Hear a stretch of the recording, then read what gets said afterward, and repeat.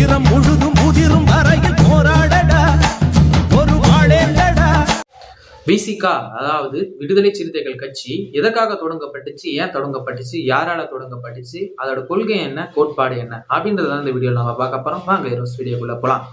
விடுதலை சிறுத்தைகள் கட்சி தொடங்கப்படும் போதே அது வந்து அரசியல் அமைப்பா, அது ஒரு அரசியல் கட்சியா அப்படின்னு கேட்டா இல்ல.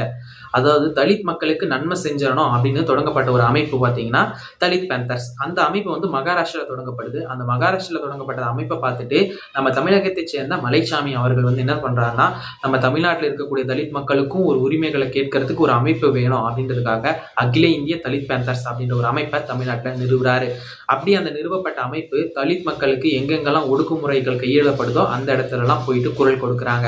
அப்படி குரல் கொடுத்துட்டு வந்த அந்த தலித் பேந்தர்ஸோட தலைவர் மலைச்சாமி 1982 உயிரிழக்கிறார். அந்த உயிரிழந்த போது இந்த தலித் பேந்தர்ஸ் அமைப்பை யார் கையில் எடுப்பா, யார் வந்து வழிநடத்துவா அப்படின்னு சொல்லிட்டு பல கேள்விகள் எழுந்த போது அரசு வேலையில இருந்த, அதாவது பாரன்சிக்னு சொல்லக்கூடிய தடயவியல் துறையில வேலை பார்த்துட்டு இருந்த தொல் திருமாவளவன் அவர்களை வந்து அந்த அமைப்பை சேர்ந்த எல்லா மக்களும் நீங்க தான் தலைமை ஏற்கணும், நீங்க தலைமை ஏற்றா இந்த அமைப்பு இன்னும் நல்லா வலுப்பெறும் அப்படின்னு சொல்றாங்க.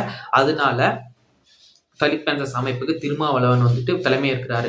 தலைமை ஏற்கும் போது அவரோட அரசியல் நிலைப்பாடு என்னவா இருந்துச்சுன்னு கேட்டீங்கன்னா, தேர்தல்ன்றது வந்து சேரிகளை தேடி வருவது, ஆனா அரசியல்ன்றது வந்து பாத்தீங்கன்னா இந்த சேரி மக்களை ஒருங்கிணைக்கிறது. அந்த சேரி மக்களை ஒருங்கிணைக்கிறது தான் இந்த தலித் பேந்தர்ஸோட கொள்கையா இருக்கும், கோட்பாடா இருக்கும் அப்படின்னு சொல்லிட்டு இருந்தாரு. ஆனா அதாவது 1982 1999 வரைக்கும் அதே கொள்கையில பயணிச்சுட்டு வந்தாரு தொல் திருமாவளவன். ஆனா அதன் பின் தான் அவர் உணர்ந்தாரு, வெறும் அமைப்பால மட்டும் மக்களுக்கான உரிமைகளை பெற்று வாங்கி தர முடியாது, நம்மளுக்கு அரசியல் அதிகாரமும் வேணும், அப்பதான் நம்ம சொல்றத ஆளுங்கட்சியாக்குறவங்க கேட்பாங்க அப்படின்றத உணர்ந்த திருமாவளவன் வந்து பாத்தீங்கன்னா 1999 சிதம்பரம் தொகுதியில போட்டியிடாரு. அப்படி போட்டியிட்ட தொல் திருமாவளவன் வெற்றி பெறல, ஆனா ஒரு குறிப்பிடத்தக்க வாக்கு வந்து பிரிக்கிறாரு. அதன் பின் தான் திமுகவும் அதிமுகவும் உணர்ந்து, ஓ இவர் வந்து மாபெரும் அரசியல் சக்தியா உருவெடுக்கிறாரு அப்படின்னு. அதன் பின் வந்து பாத்தீங்கன்னா அவர் அதிமுக, திமுக, பாஜகன்னு சொல்லிட்டு எல்லா அரசியல் கட்சிகள் கூட கூட்டணி வச்சு எப்படியாவது இந்த தலித் மக்களுக்கு ஒரு நல்லது செஞ்சிட மாட்டோமா, எப்படியாவது ஒரு உரிமையை பெற்று தந்துட மாட்டோமான்னு சொல்லிட்டு கஷ்டப்பட்டுட்டே வந்தார். அதன் விளைவா 2024 தேர்தலில் தான் ஒரு 2 MP தொகுதியை பெற்று அங்கீகரிக்கப்பட்ட கட்சியா மாறுறாரு. அவங்களுக்கும் ஒரு தனி சின்னமான பானை சின்னமும் ஒதுக்கப்படுது. அதன் பின்பு தான் இப்போ ஒரு அரசியல்ல அது மறுக்க முடியாத ஒரு சக்தியா விசிகாவும் அதன் தலைவரா திருமாவண்ணாவும் இருக்காங்க.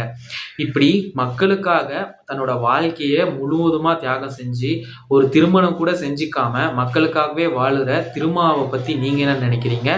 மேலும் இந்த விசிகாவோட அடிப்படை கொள்கைகளான பெண் விடுதலை, சாதி ஒழிப்பு, அதுக்கப்புறமா வந்து பாத்தீங்கன்னா இந்த சமூக நீதி, இந்த 3ம் இன்னுமே வந்துட்டு இந்த விசிகாவில் உயிர்ப்போட தான் இருக்கா? இப்ப அவங்க இருக்கக்கூடிய கூட்டணியில அவங்களுக்கு உரிய மரியாதை கிடைக்குதா அப்படின்றத மறக்காம கீழே கமெண்ட் பாக்ஸ்ல சொல்லிட்டு போங்க. பாய் ஹீரோஸ்.